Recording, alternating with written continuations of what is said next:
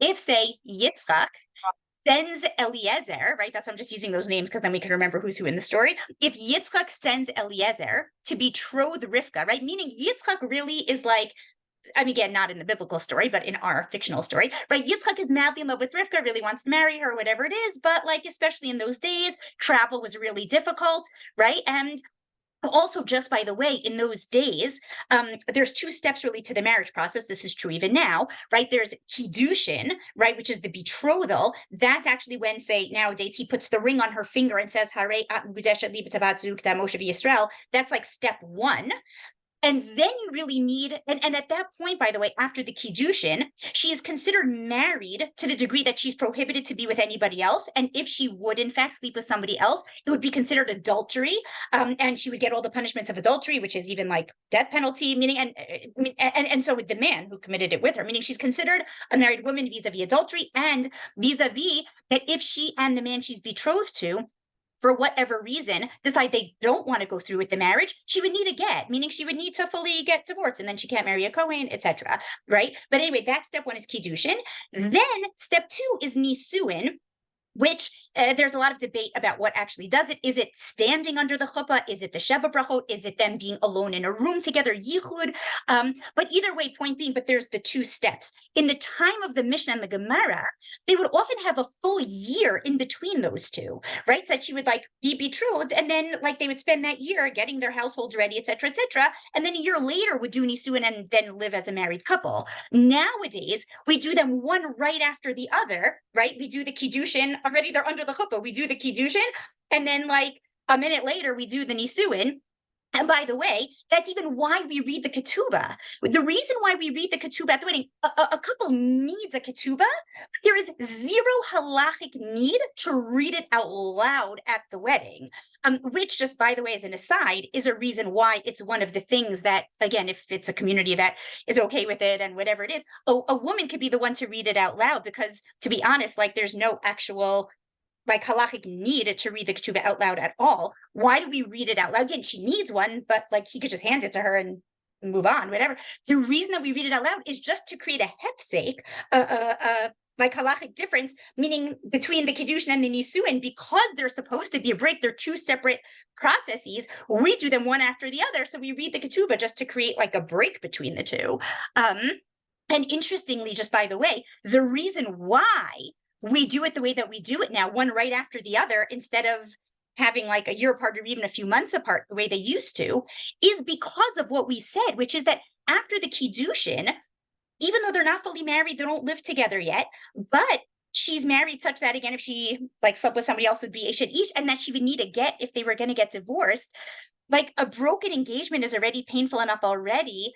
We kind of didn't want to also, meaning, let me just step back for 1 second. What we call engagement is not Kiddushin. Halachically, when the man says to the woman, "Will you marry me?" and gives her even an engagement ring, whatever, halachically, it's nothing. And should they decide that they don't, in fact, want to go through with the marriage, they can actually just walk away and there's zero halachic ramifications, because in the eyes of halacha, the engagement is not a recognized thing. And the reason we did that, meaning, so why don't we do what they used to do and have the "will you marry me" be when he puts the ring on her finger and says, because of the fact that, again, a broken engagement is already difficult and painful enough. We didn't want to also add to it that now she needs a get and she can't marry a Kohen and all of that. So that's why, again, we don't do it that way nowadays anymore. We do them, again, one right after the other at the wedding. Okay, all that being said, that's just kind of background, is in our case, we want to know, the reason it's important to know that is because you'd be like, wait, why would a man ever not be at his own wedding? Like, doesn't he want to like go often with his bride after? And the answer is, again, they're talking about that step one of the Kiddushin, which in those days, often there would be a big gap in time between stage one and stage two. And as we were saying, travel was difficult. So what if, again, Yitzchak is madly in love with Rivka, right? He wants to marry her. But like, again, travel was hard and all that. So he doesn't want to have to like schlep on a 2-week journey, right, to get to her house just to do the 30-second, halachic tekes of saying, Harem Kedesh Ali, putting the ring on her finger, just to schlep back another 2-week journey to get back home. And then they'll spend the year getting ready and blah, blah, blah. And only a year later, they'll actually get married. So point being, what if instead of Yitzchak actually traveling those 2 weeks to see Rivka in person and put the ring on her finger and say Harei Mukdeshet Li, what if his best friend Eliezer, again, I'm just using those names, I don't want to get mixed up with the biblical story, but just so we can remember who's who, what if his best friend Eliezer happens to be traveling for whatever other reason to Rivka's village, right? Can Yitzchak point Eliezer, his messenger, his shaliach, give Eliezer the ring, instruct Eliezer, go, here's her address, go find Rivka's house, knock on her door, say, hi, Rivka, like I am Yitzchak's messenger, here's the ring. Can Eliezer be the one to put the ring on Rivka's finger and say, Harei at mukudeshet liYitzchak, b'tabad zukta Moshe v'Yisrael, and even though Yitzchak is 1,000 miles away, Eliezer is the one who's putting the ring on her finger. Like, what happens? Meaning, in a case like that, is Rivka betrothed to Yitzchak, right? The guy who wants to be married to her. Is she betrothed to Eliezer? Because bottom line is, Eliezer is the guy standing in front of her who put the ring on her finger. We just say she's betrothed to nobody. Like, this whole thing doesn't work. Like, I'm sorry, buddy, but like, you want to marry a girl, you got to make the journey. Like, it's too bad, right? So, like, what happens here? In other words, does agency work in this case?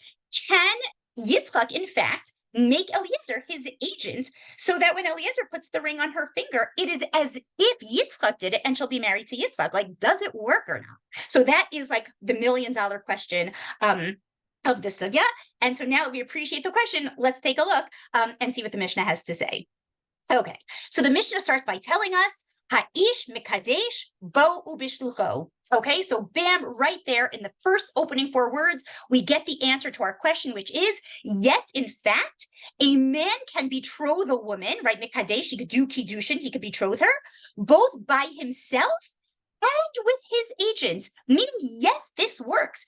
Yitzchak can appoint Eliezer his agent, and Eliezer can be the one to show up and knock on Rivka's door, put the ring on her finger, say, Harei mukudeshet liYitzchak, and in fact, she is betrothed to Yitzchak. She is, and again, should they not want to go through with it, Yitzchak will have to give her a get, etc., etc. Yes, in those first opening words, we get our answer, yes, this works. Continues the Mishnah and says, not only could Yitzchak send an agent, right, Eliezer, but Ha'isha mitkadeshet ba'u bishluch. The woman could be the one to send an agent, meaning if for whatever reason, like, I don't know, Rivka isn't, able to show up or whatever it is, she also has the halachic prerogative to, I don't know, appoint whoever she wants. I don't know, Sarah, Rivka, whatever it is, right? Choose some other name, Rachel, whatever, right? She can appoint her best friend or not a friend at all, whatever it is. She can appoint somebody who happens to be traveling to Yitzchak's, city and say, I hereby authorize you, I'm appointing you my shaliach. And when Yitzchak puts the ring on her best friend's finger, meaning she, Rivka, the one who's 1,000 miles away, Rivka suddenly 1,000 miles away, halachically her status changes and she's suddenly a married woman, right? Even though she's like off wherever she is, right? But pointing, yes, this works, she also can appoint a shaliach. And when Yitzchak puts the ring on her best friend's finger, but saying, that really it's not Harei at, it's Harei Rivka, Mukudeshet Li, yes, it works. And Rivka is betrothed. Clause number 3 is, meaning we have, step 1, the man can appoint a shaliach. Clause number 2, the woman can appoint a shaliach. Clause number 3 is, Ha'ish mikadesh et bito kishehi na'ara bo ubishlucho. Okay, that a man can betroth his daughter when she is a na'ara, which is, again, in our minds, relatively young, though in those days, things sort of progressed more quickly. It's basically a very narrow, like 12-month window of time, basically from when she's about 12 to 12 and a half. It's sort of this like interim period when she's transitioning from being a ketana, like a young girl who doesn't have dad and is sort of completely under her father's jurisdiction, to when she's a bogeret, an adult, and is fully independent. Nara is this in-between 6-month period of time when she's sort of somewhat independent, somewhat under her father. And that's why the Mishnah is telling us this Na'ara, right? Her father could betroth her either himself or with his shaliach. Okay, what's critical about that, and this will be important for us as we'll see, and if you even take a look, right, Rashi even points out, if you take a look at this Rashi on the Kashihi Na'ara, he says, V'kol shekain Kashihi Ketana, right, meaning all the more so, like certainly, and again, we might be horrified by this idea, but we'll see, actually, maybe we'll even take a look now already at the Tosos to see that yes, certainly on a biblical Torah d'oraita level, a father 100% had jurisdiction over his daughter, his young daughter who was below bat mitzvah. And part of what that meant that he had jurisdiction over her is he could betroth her, which means she could accept, right, Kiddushin on her behalf, even without consulting her, meaning like his da'at substitutes for hers, and she is betrothed to that guy, right? And yeah, and should they not want to, she'll need a get, meaning it works even when she's, whatever, 3, 4, 5, 6, 7 years old. The father can accept Kiddushin on her behalf, and the Mishnah is telling us he certainly has the rights to do that for his young Kitana daughter. And he even has the rights during that interim period between like 12 and 12 and a half when she's kind of transitioning. Even then, he still has the rights to accept Kiddushin on her behalf, again, without consulting her, without anything. The father chooses, he accepts it, and his daughter is in fact married to that guy. I will even point out, because we hearing this are probably somewhat horrified, right, by this notion of like fathers just having total control over their daughters and marrying off their like 5-year-olds, to these men. A fascinating point is, and we're going to see, by the way, the Gemara itself, so coming soon, so we're going to get there, is actually going to discourage fathers from doing this. So we will see that. But it's, I think, valuable to keep in mind that if you take a look at this Tosfos, okay, meaning this side is Rashi and this side is Tosfos. So we're looking here at this side for a second. We're going to just start in the middle because I just want to highlight one particular point, because of the fact that I think we, again, are somewhat horrified by the notion of a father marrying off his young daughter. And again, the Gemara is going to address that. But I just want to show you the Tosfos, who lived in around the 1100s, points out as follows. He says, I'm picking up from here in the middle. He says, Ve'achshav, now, שאנו נוהגים לקדש בנותינו אפילו קטנות. Fascinatingly, apparently, even though in our time we're, number one, horrified, number two, nobody does it, right?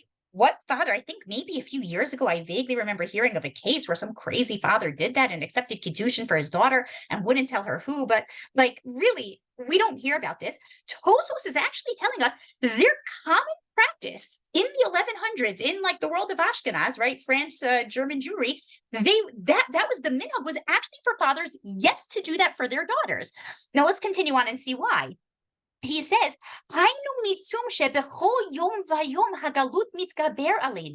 it's because each and every day, the galut, the exile, was getting stronger and stronger upon them. And it's important to know historically that Tosfos lived during the time of the Crusades. And so there was a ton of persecution against Jews. And so he's saying, look what he says next.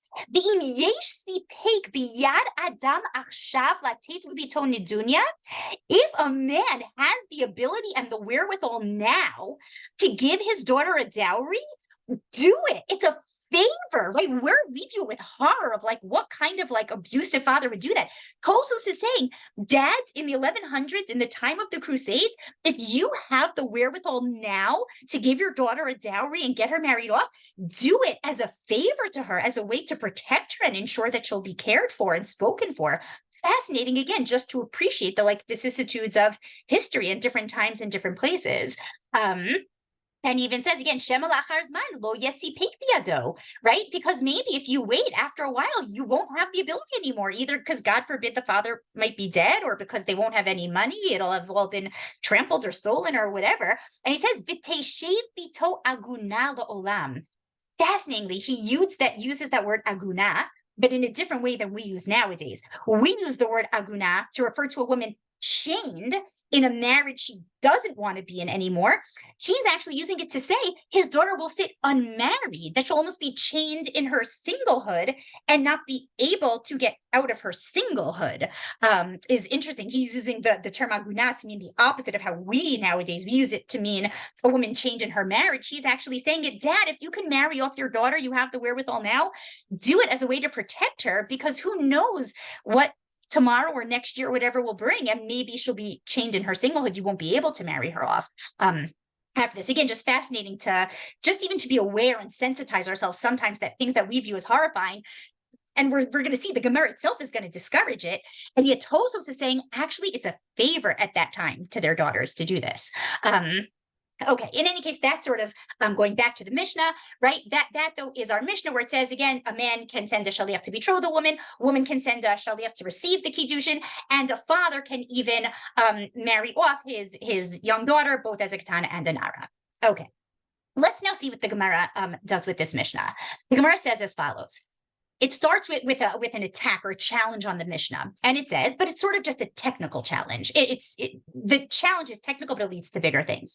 It says, "Hashta bishlucho mekadesh bo mibaya," which means now that the Mishnah has already told us that a man can betroth a woman with an agent, then does it need to tell us he can also betroth her himself? Like, obviously he can, meaning it's actually a technical challenge on the wording of the Mishnah. The same as how we, were probably raised on the notion that, God doesn't waste words in the Torah, and every single word and every single extra letter has to teach something new. The Amora in the Gemara make that same assumption, interestingly, about the Tanaim who wrote the Mishnah, even though they're humans, not divine like God who wrote the Torah. But they also assume that every single word of the Mishnah was carefully chosen. And so they're picking up on this word bo in the Mishnah, and they're saying, why did you need that word? Obviously, a man could betroth a woman himself. So, why do you need to say that to me? Once I know he could betroth her with a shaliach, of course he could do it himself. Why do you need that word bo? And that's why they're saying bo mibaya. Mibaya means need. Why do I need that word bo? What does it teach me? So Rav Yosef comes and says, that word bo does actually teach us something really important. What does it teach us? This idea of mitzvah bo yotermi bishlucho, that even in a case where you could send a shaliach and it will work, meaning Yitzchak can send Eliezer and Yitzchak will in fact be the one married to Rivka, but it's better for Yitzchak to go himself. And therefore, it was critical to the Tana who authored this Mishnah to put in that word, not to teach us that a man can betroth a woman himself. Of course, he could do it himself. It's to teach us that it is preferable. It's better that even though, yes, he could send a shaliach and it will work and he'll be betrothed, but he can in any way, shape, or form, he should go himself, and that's better. And now they give other examples. Just like Rav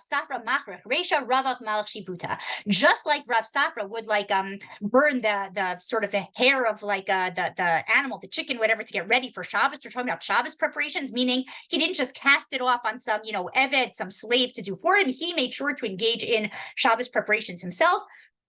So too, again, it's reflecting this idea of better to be involved in a mitzvah yourself. And similarly, Rava would salt the fish, meaning, again, it's Shabbos preparations, right?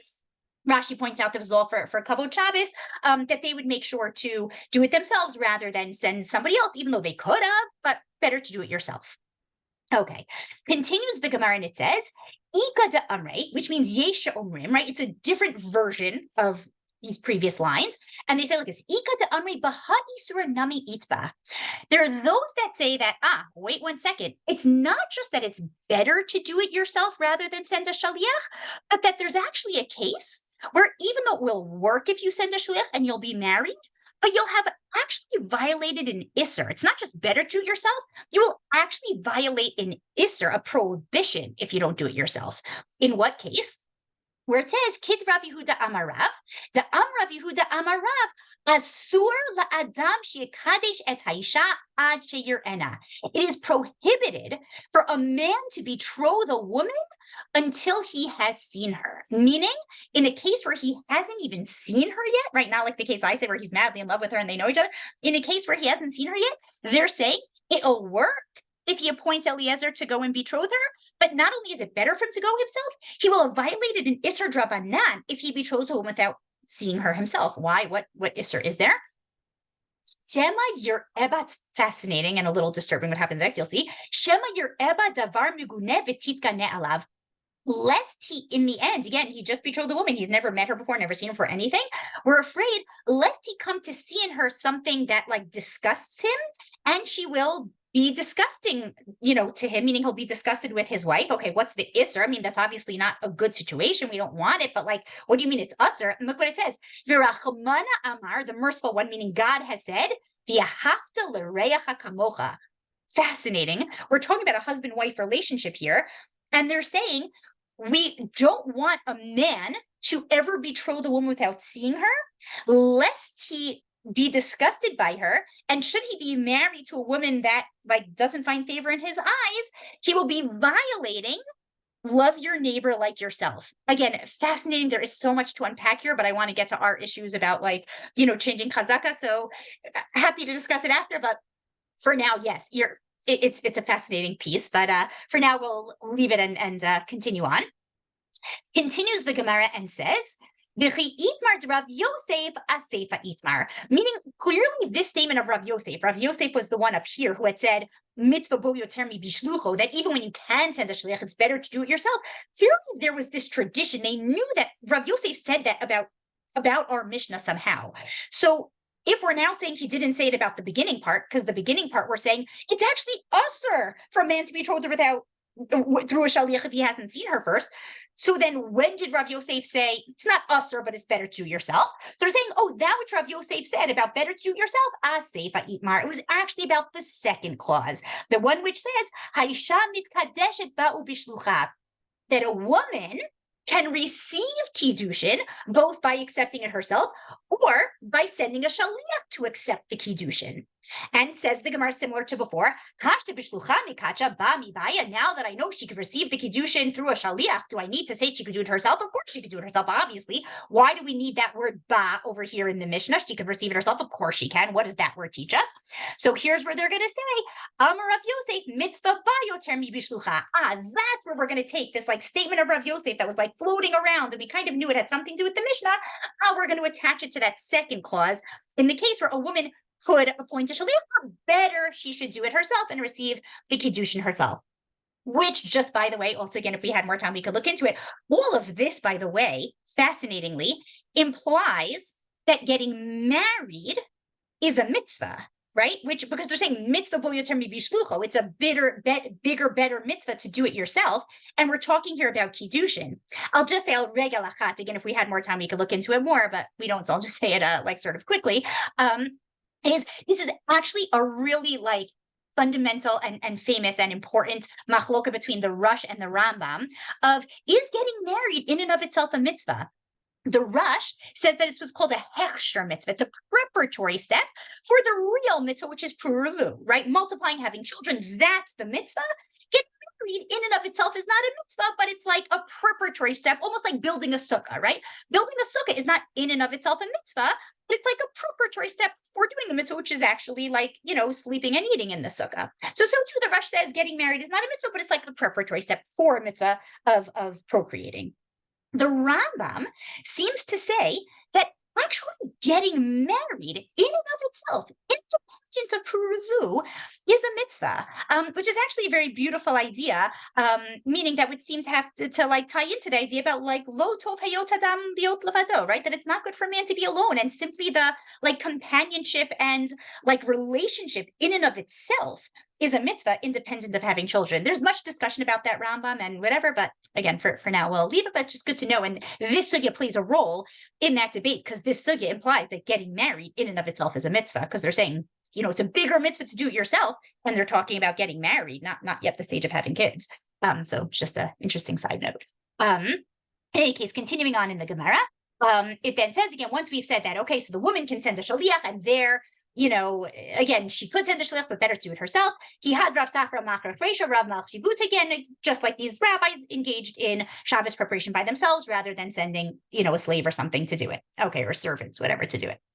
Okay, continues the Gemara. Here's where we're getting to the part I really want to focus on. Aval, but, says the Gemara, beha, in this case, meaning in the case of a woman sending a shaliach to receive her kiddushin rather than going herself. Again, it's better to do it herself, but beha isura leitba. There would be no isur, right? Meaning, if you remember, for a man to send a shaliach to betroth the woman he has never seen, not only is it better to do himself, it is usur. There is a rabbinic prohibition against him betrothing a woman that he has never seen before, lest he come to find her disgusting and violate v'ahavta l'reacha kamocha. To prevent that, the rabbis instituted a rabbinic prohibition. A man may rabbinically not, betroth a woman without seeing her first. They're saying on the flip side, for a woman to accept kiddushin from a man she has never seen, better still, she should do it herself, because mitzvah bo yoter mi bishlucho, always better to engage in mitzvah by yourself. But there would not be any rabbinic prohibition against a woman receiving Kiddushin and agreeing to marry a man that she has never seen before, right? So the obvious question that the Gemara is about to address in the next line is, why is there this disparity, this discrepancy, that it's usher for a man, again, only rabbinically, but that the rabbis institute a rabbinic prohibition against a man betrothing a woman he's never seen before, lest he come to violate the biblical prohibition of v'ahavta l'recha kamocha. But for a woman, there's no such parallel rabbinic prohibition. The rabbis were fine with a woman marrying a man she's never seen before. Why? So the Gemara says, Kidder Reish Lakish, as Reish Lakish says, De Amar Reish Lakish, because Reish Lakish says, okay, here's the line that I really that we'll focus on. Reish Lakish says, Tav lemeitav tandu, mi lemeitav armalu. Which you're probably thinking, darn, this was going to be the like big grand finale. This is what we're going to focus on. I have no idea what that means. Okay, but I'll explain word by word. Tav is like tov, good. Lemeitav, the tough and the shin from Aramaic to Hebrew are often interchangeable. To sit. Tandu, almost like in tandem, like together. Better to sit with two bodies. Milameitav armalu literally means then to sit as a widow, but meaning better to sit with two bodies than alone. Meaning, in the straight shot and the way that many interpret this, what it's saying is, the reason why the rabbis did not institute parallel prohibition for a woman to get betrothed and receive Kiddushin from a man that she's never seen before is that there's this chazakot, this legal presumption about women that they just want to be married to anybody. And they're just so happy to be married that we don't have the parallel concern that we have by a man. That by a man, we're worried that if we let him betroth a woman he's never seen before, could be he'll end up not being attracted to her and he will come to violate v'ahavta l'recha kamocha. But a woman, she's just going to be so grateful that some man came along and was willing to marry her, that she's just so happy to be married. We're not worried that maybe she won't end up finding him attractive and she'll come to violate v'ahavta l'recha kamocha, because we're just so, like, that is so unlikely, because she's just going to be so happy to be married. Who cares if he's like the ugliest guy on the face of the planet? Like, we're not worried that she's going to come to hate him, because she's actually just going to be so grateful to him that he like took her out of her singlehood. And so this becomes, and again, there was halachic ramifications of this, right? This assumption of Reish Lakish about human nature and about the nature of women versus men led to a halachic difference. It led to the rabbi saying a man may not betroth a woman without seeing her first. A woman may receive betrothal from a man without seeing him first, because the man we're worried will hate her, the woman because she's just going to be so happy to be married. And so again, and by the way, this is one of the major sugyot where this statement of Reish Lakish comes up, but it comes up in other places as well. This idea of tav lemeitav tandu lemeitav armalu, a woman is just better to sit with two bodies than to sit alone. She's just so grateful to be married. That the pshat implication is she doesn't even care like to who, she just wants to be married. Which again, in 2023, obviously raises eyebrows and like, what do we do with this? Like, is this true anymore? Probably many of us are thinking it's not. Actually, let me even just put in a bit of just so you can even appreciate like where I'm coming from. I mean, now I'm remarried, but I was divorced, like meaning, so I can myself attest to the fact that no, I actually did not choose to just be married to just anybody. In fact, like it was worth it to go back to not being married than to stay in something that wasn't a good relationship. So like, so what do we do with the statement of Reish Lakish? Like, just, you know, what do we do with it? Like, can we change it? It itself is not a halakha. It's like just an assumption, but it leads to halachic. So like, what do we do? So that is what I really want to explore. Before we actually look at what's a modern day, like it's actually the subject of a very passionate, heated debate among modern day rabbis. Rav Soloveitchik played a huge role in it, but other rabbis really responded. So we're going to take a look at some of those, even like in English, they spoke about it, and we'll see. Before we see that, though, it's critical to see one more small snippet of Gemara, and then we'll take a look and see that debate. But so just take a look at the next section, because you'll see why this becomes important for the discussion about that line. The very, very next piece of Gemara says as follows. Okay, do you see how we have these two dots and then a phrase and then another two dots? Whenever you have that, it's like the Gemara is re-quoting a snippet of the Mishnah that it's now going to interpret. The way that Rashi will, sort of have the Dibra Hamachal quotes quote the words of the pasuk he's going to comment on. So they're commenting now on the part where it says, Ha'ish mekadesh et bito shinara. Remember the third clause, right? Clause 1 was a man can betroth a woman with a shaliach. Clause 2 was a woman can accept kiddushin through a shaliach. Clause 3, which is what they're now going to analyze, was a man can betroth his young daughter, right, when she's a katana or a nara, right? What's it called? Basically had just said exactly that, bo bishlucho, right? Either him or a shaliach, the father can betroth his daughter. Okay, so that's the part they're going to analyze now. Says the Gemara, kishehi nara in, kishehi katana lo. Fascinatingly, the Gemara says, wait one second, the Mishnah specifically said a man can betroth his nara daughter, right? Both himself and through a shaliach. Now, interestingly, we had looked at the Rashi, where Rashi had said, Hol shekain his katana daughter, all the more so, of course, he could betroth his very young daughter. The Gemara seems to be saying otherwise. The Gemara seems to be saying, when she's a nara, yes, in is confusing, because in Hebrew, in is like not, but in Aramaic, in is yes, right? So the Gemara is saying, when she's a nara, yes, a father can betroth her. Kishi katana lo, when she's younger than that, when she's like, 5, 6, 7, no, he cannot betroth her. Which, by the way, we should already be thinking, wait, what? Rashi contradicted the Gemara, like he can't do that. So the reason is what we're about to see, which is, so basically it says like this, continue on the Gemara, and then we'll come back to that Rashi, where he says, Misayele le Rav, right? This supports Rav. De Rav Yehuda Amar Rav. So Rav Yehuda says the name of Rav, V'itema Rabbi Lezer, or some say it was Rabbi Lezer who said the following, Asur le'adam she'yekadesh et bito kishehi katana, al shetigadel v'tomar v'ploni ani rotzeh. Okay, basically it's quoting the name of Rav, that it is prohibited for a man to betroth his daughter when she's a katana, meaning when she's young, when she's below bat mitzvah, until she grows up and gets old enough to say, this is the guy that I want. Okay, so first of all, just to even reconcile like Rashi with the Gemara, let me just explain. It is clear and incontrovertible, and it appears in many Sugyot, that a father on a biblical Torah level, 100%, it is crystal clear, it appears in many, so 100%, a father has the Torah right to betroth his young daughter, even when she's 5, 6, 7, 8 years old, right? And that's why Rashi has been saying, Kol shekain shikatana. Yes, the biblical Torah law is absolutely, a father absolutely can betroth his young daughter. And again, the finish of the Mishnah, the novelty was saying, actually, even when she's between 12 and 12 and a half, he still retains that right, which we saw because in Tosot's time, they were even exercising that right. And they were even being encouraged to exercise that right to protect their daughters. Why is the Gemara then coming and saying, oh, when she's a nara, he can betroth her, but when she's a katana, not?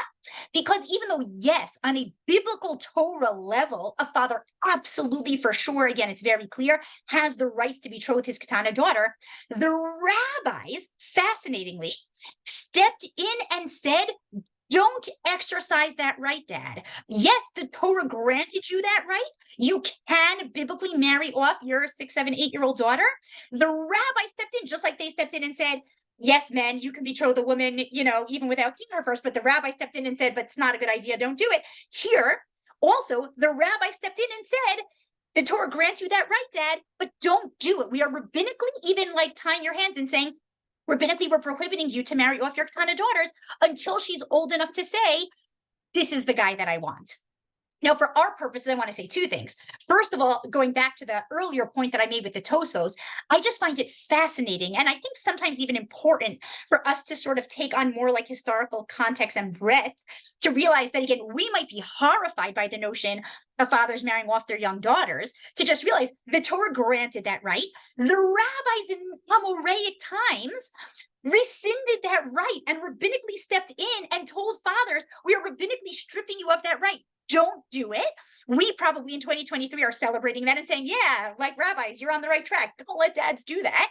But fascinatingly, Tosfos is telling us that like another 500 years later, in like the 1100s, they realized that actually telling fathers not to betroth their young daughters was actually bad for the daughters. And it was actually in the daughter's best interests. If their fathers had the wherewithal at any point to like betroth her, it was actually a way of protecting her. Again, it's just fascinating to appreciate how, again, in the Torah times, it was a right the Torah grants fathers, they could do it. The rabbi stepped in and said, don't. By Tosos' time, they were again saying do. Again, just fascinating to like appreciate, that the way that we feel so strongly in 2023, isn't, and not only because, well, in Tosal's time, they didn't care about girls. No, they care. It was a way of caring for their daughters was to betroth her and make sure she'd be taken care of whenever the father had that opportunity. In any case, that's sort of point one. Point two, which I want to actually focus on more, is wait 1 second. Literally 5 lines earlier, the Gemara just said, again, a man cannot betroth a woman without seeing her, lest he come to be disgusted and hate her. But a woman, no problem. We're not worried about her coming to hate him, so she can receive Kiddushin even without seeing him, because tav lametav tanzum lametav armalu, a woman just wants to be married to anybody. Literally, self-same page, 2 lines later, literally, here was the statement: a woman wants to be married to anybody. 2 lines later, it comes and says, don't marry off your katana daughters until she is old enough to say, Iploni ani rotzeh, I want that guy. What's the obvious problem? Literally, within 5 lines, the Gemara just contradicted each other. Like, which is it? Do girls just want to be married to anybody? Or do they actually care and want to be able to say, Iploni ani rotzeh, I want that guy?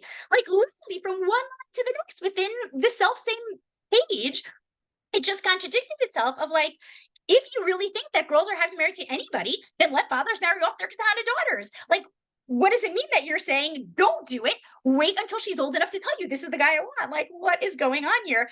Do girls care? Do they not care? Like, what on earth? And what do we do with, again, this statement of Reish Lakish? Women want to be married to anybody, which does not seem to like match the way that women nowadays feel. And perhaps even seems to be rooted in those times, and that would match with the Tosfos. Why would there perhaps be a sense of women wanting to be married to anybody?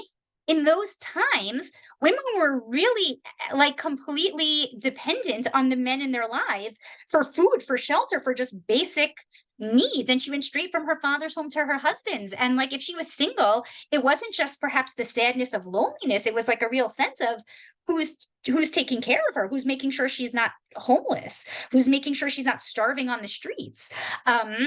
So that again raises, okay, so what do we feel now when we live in a time when women have degrees and careers of their own? Like, what do we do with a statement like this that's like a chazakah of Chazal that has halachic ramifications, et cetera, et cetera? Okay, so let's take a look and see what they have to say. So hold on, I'm going to get it open. Hold on 1 second. Perfect. Yeah, can you see that? Is it? Hold on, let me make it a little bigger. Can you read that?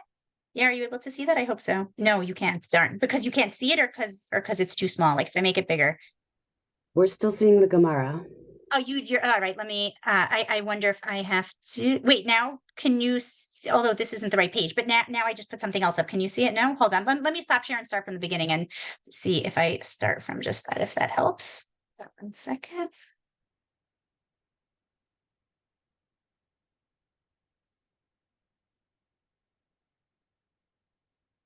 Perfect. Yeah, now can you see it? Yes. Yeah. Oh, good. Excellent. Okay. And is it big enough to read? I hope so. Yeah. Amazing. Okay, fantastic. Okay, so as you can see, right, the following is an excerpt from the transcript of Rav Yosef Dov Halevi Soloveitchik. I mean, this is right, the Rav. I'm sure in Boston, I don't need to say more. Dafka, right? This is like his. You guys probably know more about him even perhaps than I do. It just writes the Arte Convention in 1975. Okay, take a look. You'll see what he said. To a large degree, it speaks for itself. He speaks very strongly. So let me just give the one drop of background, which is he was specifically responding to the fact that, again, the Aguna crisis was already like really beginning to come to the fore in a major way already, even by 1975. And in one of the attempts to solve it, Rabbi Emanuel Rackman had suggested that perhaps a solution that could take care of the Aguna problem would be to basically say that any woman who's trapped in a marriage to like such a scoundrel that he's refusing to give her a get, like, obviously, she never would have agreed to marry this horrible, like, scoundrel had she known he was ultimately going to do this to her. And therefore, we can retroactively basically, like, undo the marriage by saying, had she known he was such a scoundrel, she wouldn't have agreed to it. And therefore, we can just like sort of uproot and solve all Aguna problems by saying, by definition, any woman married to this man, to a man who's trapping her in the marriage, obviously is not somebody she would have married from the get-go had she known. Okay, so that was his suggestion. You can already realize why that very suggestion is predicated on an assumption that a woman would not marry just anybody. The whole assumption he was rooting this solution and was saying, had she known he would do this, or she never would have married him, which assumes that there are actually men that a woman would not agree to marry from the get-go. And so that's why this chazakah from our sugya of Tav L'Meitav became the subject of this massive debate in relatively recent times, not even just in the ivory towers of the yeshivas, but in a very practical, real way of, can this solution potentially be used to solve the Aguna problem?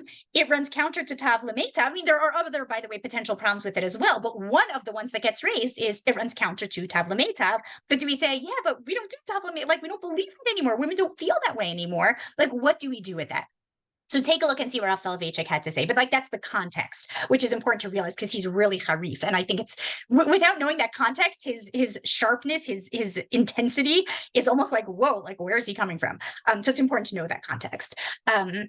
Okay, so he says, let me add something that is very important. Not only the halachos, but also the chazakos. Again, chazaka is like just an assumption about human nature, like Tav L'Meitav, which Chachmei Chazal have introduced are indestructible. We must not tamper, not only with the halachos, but even with the chazakos, right? Again, I would say chazakot, like with a T, but well, I'll read it his way. For the chazakos of which Chazal spoke, which rest not upon transient psychological behavioral patterns, but upon permanent ontological principles rooted in the very depth of the human personality, in the metaphysical human personality, which is as changeless as the heavens above. Let us take, for example, the chazaka that I was told about. Again, obviously, he knows the sugya, meaning that he was told about that's becoming part of this debate in this solution for the Aguna problem. The chazaka tav l'meisav tandu l'meisav armalu, which again, that's from our Gemara, has absolutely, says the Rav, has absolutely nothing to do with the social and political status of women in antiquity. This chazaka is based not upon sociological factors, but upon a verse in Bereshis. Harba arbe itzvonech beheronech be'etzet teldi banim, right, which is the in Adam and Chava story we just read a few weeks ago in Kriyas HaTorah, right, about where after the sin, God basically curses Chava by saying, I will greatly multiply thy pain and thy travail. In pain thou shalt bring forth children, and thy desire shall be to thy husband, and he shall rule over thee. Says the Rav, it is a metaphysical curse rooted in the feminine personality. She suffers incomparably more than the male who is in solitude. Solitude to the male is not as terrible an experience, as horrifying an experience as is solitude to the woman. And this will never change. Mei shamayim va'aretz. This is not a psychological fact. It is an existential fact, which is due not to the inferior status of the woman, but rather to the difference, the basic distinction between the female personality and the male personality. Loneliness frightens the woman, and an old spinster's life is much more miserable and tragic than the life of an old bachelor. This was true in antiquity, it is still true, and it will be true 1,000 years from now. So to say that Tav L'Meitav Tandu L'Meitav Armalu was or is due to the inferior political or social status of the woman is simply misinterpreting the chazaka of Tav L'Meitav Tandu L'Meitav Armalu. No legislation can alleviate the pain of the single woman, and no legislation can change this role. Wow, right? And again, I would imagine that probably all of us or most of us or whatever on the Zoom are like big fans of the Rav, right? He's like our pole star, our like Godol. And like this really, right, raises questions. Like he is clearly like really defending this chazaka. Now, again, I wish we had more time, or also it's hard anyway to run discussions on Zoom like when I've tried. But interestingly, I'd be curious, and I hope you're all thinking to yourselves, I just know that when I read this for the first time, I myself that was torn a bit. Where like, pardon me, I can't help it. I think part of us, our gut instinct is like, what? Like, no, we're like Baruch Hashem in 2023, we're so much more free and like we're not so dependent on the men and whatever it is. On the flip side, just say when reading it, there was a part of it that did resonate like with me when he says about like loneliness frightens the woman and an old spinster's life is much more miserable and tragic than the life of an old bachelor. So I just think there was a part that was like, maybe he is onto something.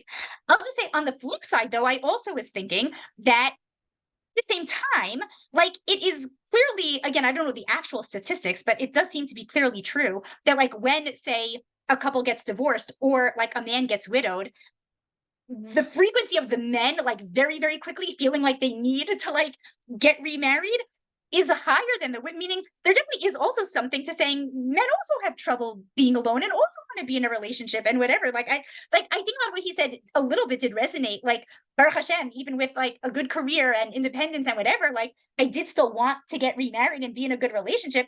Except I think the men do too. You know what I'm saying? I'm not sure that this is also like unique to women. Anyway, but like the bottom line is though the Rav is clearly very harif in saying Tavla Meitav does not change. It is not rooted in the social times of women's, social or financial dependence on men. It is rooted in the feminine personality, and it cannot change. And whatever.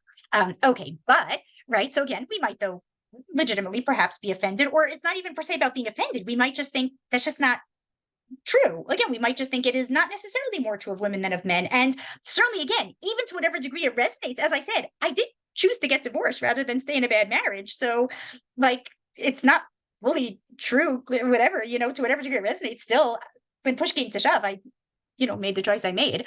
In any case, but let's come and see one more piece. There's a bunch of people who responded. Again, it is a very famous piece of the Rav. Wait, I just hope I opened up the right one here. Hold on one second. Sorry, I just want to open up. No, that one. Hold on. Sorry. Perfect. Hold on. Just go back to the share screen. Right, you can't see that yet, right? Oh, wait.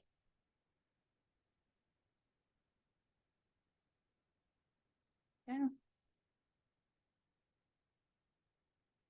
Perfect. Yes, can you see that? Okay, good.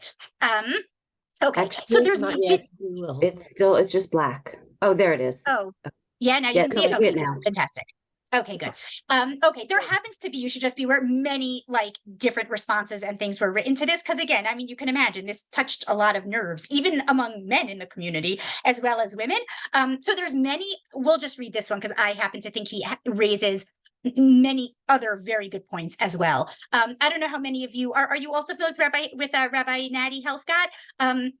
Actually, he married his wife is actually from Boston also. I'm just remembering because actually his sister-in-law lives in my community. I'm good friends with her. And I remember that she's from Boston. So and it's his wife's sister. So yeah, so I don't know how many of you actually know him personally or not, but anyway, he's really also I've actually learned from him myself. He gives great shiurim and whatever. And he wrote this, I think, excellent piece. So we'll take a look. So he wrote, many years ago at an educators conference after the Friday night meal, a group of us were privately discussing some issue of public policy, not strict halacha. And I presented a viewpoint, not at a public shiur in an essay, just in conversation amongst a group of friends. And one acquaintance of mine there jumped up and said, Natty, how can you say that? Aren't you a Talmud muvhak, like a major Talmud of Rav Aaron Lichtenstein? And doesn't he maintain XYZ on this topic? I turned to him and said, Hafarani tachat kapot raglav, like I am dust under his feet. But the key word in what you said is Talmud. I am a Talmud, not a chassid, right? I'm a student, not like a chassid. And one does not give up one's critical faculties simply because one is a Talmud. As you know, who I learned this first and foremost from was from my Rabbi, Rav Lichtenstein, the Talmud muvhak par excellence in halacha and hashkafa of the Rav, who taught us so much of the Rav's Torah, derech halimud, and hashkafat olam, but also was willing to say on occasion, afar ani tachat kapot raglei harav, again, I'm dust under his feet, but this pshat of the Rav doesn't really seem to fit in the words of the Tosfos, or took issue with this or that psak or public policy perspective of the Rav, after duly and respectfully engaging with the words of his master. Indeed, while the phenomenon of Rav Hasidim does exist, and sometimes is almost indistinguishable from other types of Hasidut, I believe for many people who look to the Rav as spiritual guide and pole star, he is the powerful inspiration and guide, Rebbe and teacher, but not someone who must be slavishly followed without any critical analysis, thinking, or discussion on all matters in halacha and hashkafa. And as many of the Rav's close Talmidim have pointed out in print and in speech, the Rav himself never wanted to cultivate Talmidim who were Hasidim, but rather independent thinkers who imbibed the Masorah, but were personalities and people who developed their own powers of analysis, used their own God-given individuality, and were rabbis and teachers reflecting their own Tzelem Elokim. I recall, for example, 25 years ago, when I was discussing the Rav's famous harsh critique of Rabbi Rachman's comments on Tavla Meitav Tandu with Rav Lichtenstein. And he said that he was not as clear, Al Ma'ayanot Yeshiva, his words, meaning he's saying, I don't know why he got so angry, right? Again, it was a very, as we said, like harsh piece. And he felt that the Rav had probably gone too far. Had probably gone overboard, my words, not his, in terms of both substance and rhetoric, in claiming that this chazakah was an ontological and metaphysical reality, and then proceeded to show me a Me'irin Yevamot that indicated that Tav L'Meitav was a classical chazakah influenced by societal realities. And hold on one second, let me just get up the second page. Sorry, keep you in suspense till I get it up. Oops, hold on. Sorry, give me 1 second.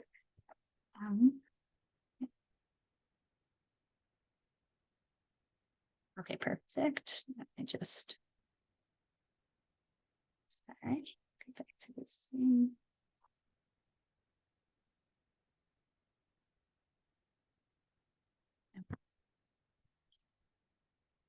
Sorry, yeah, I think, right, yes, perfect, okay. I mean, I don't know if you can see it yet, but it's up, yeah, okay, good.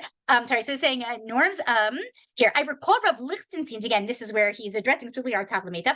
I recall Rav Lichtenstein's respectful discussion of his Rebbe's position on not changing the text of Nachem. This also is a very heated debate, even after Jerusalem is once again being rebuilt, but that he could not, meaning the Rav was against it, right? They're talking about Nachem, which we say on Tisha B'Av, where it talks about Jerusalem sitting in ruins, and basically the Rav thought if that's the text Chazal established, then that's what we should still say.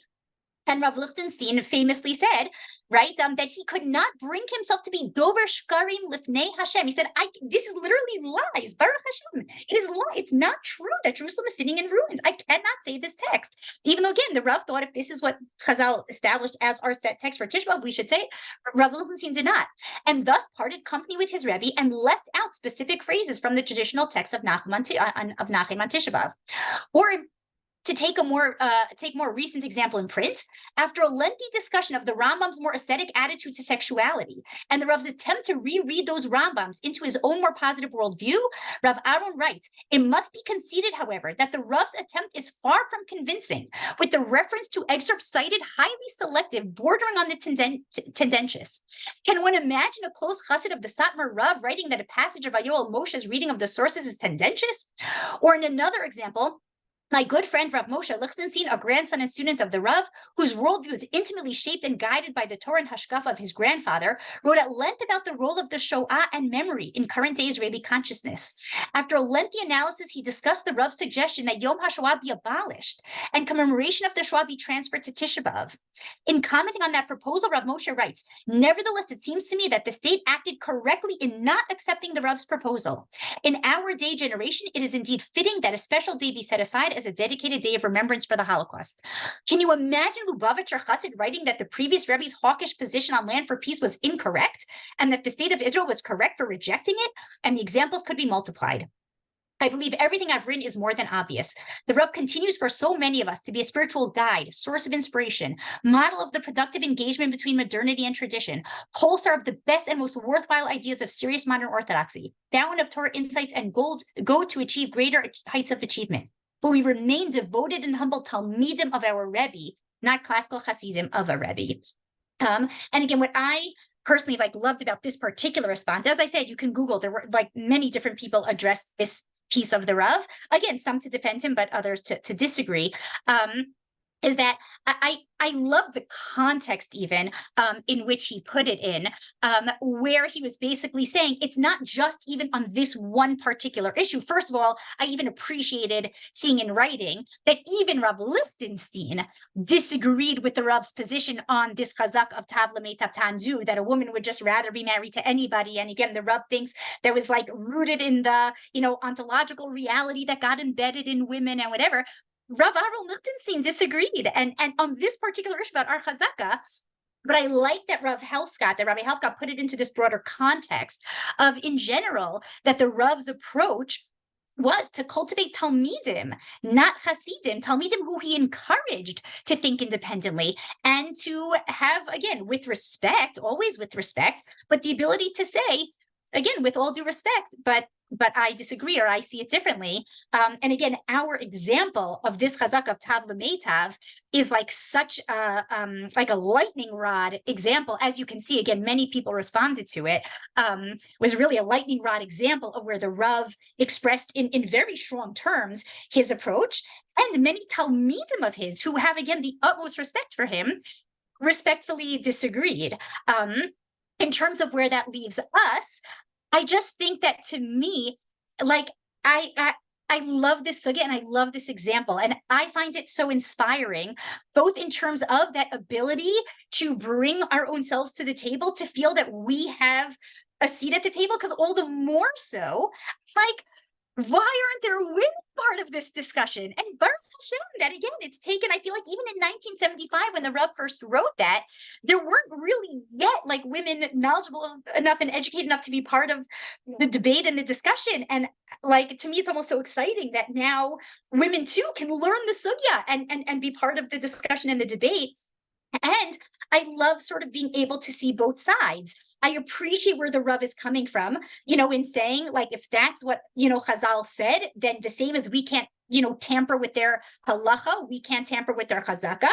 And I appreciate that he himself cultivated Talmidim to be able to, think creatively and independently, who disagreed about this, which means, I think, for us, that we also sort of have that ability. And again, if we had more time, or I wish it was in person, I would have actually loved to open it up and hear, yes, what do we have to think and say about it, especially as women? The point being that, like, our voices and everyone's voices, that the Rav did not have that approach of, well, I said it, and so that's it, that's the last word, but sort of actually, I think, just opens it to actually more engagement and debate, and invites more people to participate in, what do we think about this, and what do we do with it in today, 2023. Anyway, so that's sort of I sort of wanted to share in terms of the sugya and this hotly debated issue that comes as a result of it. I don't know, again, if there's any questions, I'm happy to take them, or people should feel free to reach out to me in WhatsApp or email or anything like that. But really, thank you all for joining, and it's a pleasure to get to learn with you Gemara and the Rav's Torah, and Rabbi Helfgott's, all with Boston connections. So really, thank you so much. Thank you so much, Dena. We have, for the rest, we have a few more classes coming up with the teachers from Israel. We have Rachel Denzinger mini-series Tales of Rain and River on Zoom starting November 13. We have Rachel Denzinger next Rosh Chodesh class November 21, and two next classes in our Israeli Educator series will be in December, next with Tamar Spitz on Zoom on December 3rd. And then with Bracha Kron on December 14 in person. Oh, so nice. Yeah. Okay, really, thank you all so much. Really, have a wonderful day. Thank you very much, Dena. Thank you, all of you. Thank you. Thank you. Bye-bye. Thank you. Bye. Thank you.